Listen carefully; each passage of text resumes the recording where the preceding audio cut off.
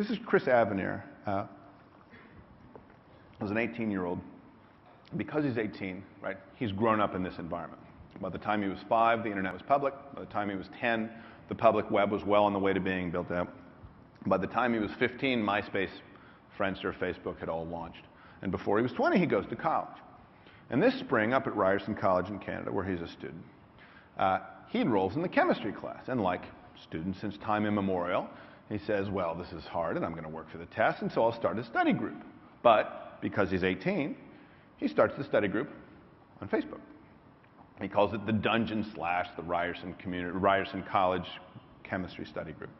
And it goes pretty well. Right? He gets 146 of his classmates to join his study group. They're all sitting there talking about chemistry, and suddenly he's called up on charges. Right? And they threaten to expel him. How many charges? 147 charges, one for setting up a Facebook group and one for each of his fellow students who joined. Right? Ryerson College says this is cheating, straight up. Here's their point of view. Right? Their statement says, Facebook is media. We're treating this as publishing, and once you're operating in a mediated environment, it's immaterial to us how this works. Right? Here's Avenir's reaction. Right? He wasn't hiding anything. He did this on Facebook. He named the study group The Dungeon because that's the name of the room on the Ryerson campus where the real study groups meet. Right? So he thought, right, Facebook is just an extension of group life, and I'm just extending it into this other meeting. So what had Avenir done to freak Ryerson out so much? And what he'd done is he'd crashed two different kinds of information flow into one another. Right? Every college has two different messages, an inside message and an outside message. The inside message is, welcome to the community of scholars. We're glad you're here. Come join us. We're having a conversation. The best kind of class to be in is small seminars where you can discuss things with your peers. Right? It's very much about community, about conversation, about joining the group. And then to the outside world, they say, we do quality control of individual minds. Right? We pack them with education, and we've got enough education stuffed in, we slap a diploma on them and ship them to you. Right? And the thing that keeps these two modes from colliding is just that in the real world is a hassle. Right?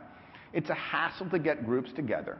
It's a hassle to coordinate times to meet. And so the real world stuff stays pretty much bounded by the walls of the campus. Right? And so those two messages are just separated. And what Avenir did by moving this thing to Facebook is he caused those two messages to collide. And then we have the clash of metaphors, right? Ryerson College says Facebook is like media. Avenir says Facebook is just an extension of the real world. And we're caught in this kind of either-or choice, a little bit like the public or private choice around privacy. But the problem is that if you have to make that choice, you're going to make the wrong choice. Right? You know what Facebook is like? It's not like a fax machine or a mimeograph, and it's not like a meeting in the basement of Ryerson College. Facebook turns out to be a lot like Facebook. Right? That there is no metaphor that can be picked up and slapped onto it that will tell us what to do about it. Facebook is different than what's gone before. In fact, if it wasn't, it wouldn't get any users. Facebook is only worth spending time on because of that difference. And so there is no simple solution to this problem, right? Avenir obviously has a point. He's been invited into an environment where group conversation is the norm. He thought he was doing the right thing. But for all of Ryerson's terrible overreaction, they have a point too.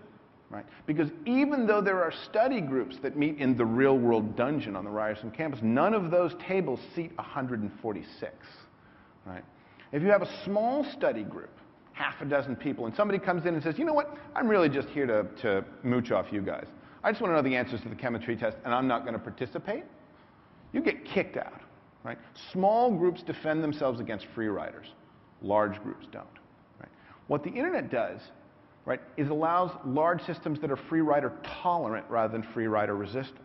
Right? If there's 146 people in the Facebook group, right, then somebody is free riding. And so it isn't about information, access to information. There's more information out there, right? We've known the formula for hydrochloric acid for some time now, right? We're not asking the students to figure it out because we need to know it. We're asking the students to figure it out because we need them to have experience figuring things out. Right? And this is, I think, exemplary of the filter failure issue. When you see the Ryerson College Chris Avenir fight, not as a fight over information or access to information, but rather a fight over flows and access to flows. Right? It suddenly becomes clear that what we're dealing with is not, oh, well, we can go back and put the filter at the source the way we've always done in the past. It really is about rethinking the institutional model. Right? You have to have group conversation. You have to have individual effort. You have to design a system that accommodates both, right? And we're breaking the system we've got. Part of the reason I think information overload presents itself as such a consistent problem is that we don't have the obvious tools to pick up in the current environment.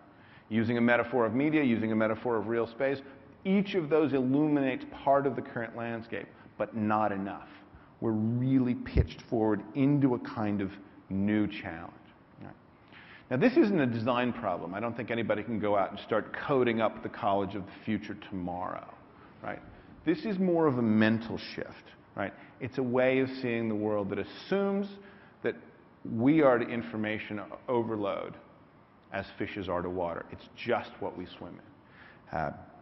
Yitzhak Rabin, a man who would know, once said, if you have the same problem for a long time, maybe it's not a problem. Maybe it's a fact. Right? That's information overload. Talking about it, and especially talking about it as if it explains or excuses anything, is actually a distraction. Right? We've had information overload in some form or other since the 1500s. What's changing now is the filters we used for most of that 500-year period are breaking. And designing new filters doesn't mean simply updating the old filters. They've broken for structural reasons, not for sort of surface reasons. Right? Now, some of this is going to be, in some situations, this will be a simple matter of programming, as they say. Right? Certainly, the pressure to get this right has led to an enormous number of sort of post-categorical filtering mechanisms. It's why dig voting mechanisms work. It's why delicious tags work. It is the logic behind all search engines. But some of it is not. Some of it is actually going to be around rethinking social norms, right? When you feel yourself getting too much information, I think the discipline is not to say to yourself, what's happened to the information, but rather, what filter just broke? What was I relying on before that stopped functioning? Because when we start asking that question, we're going to get some clue as to where to put the design effort. Thank you very much.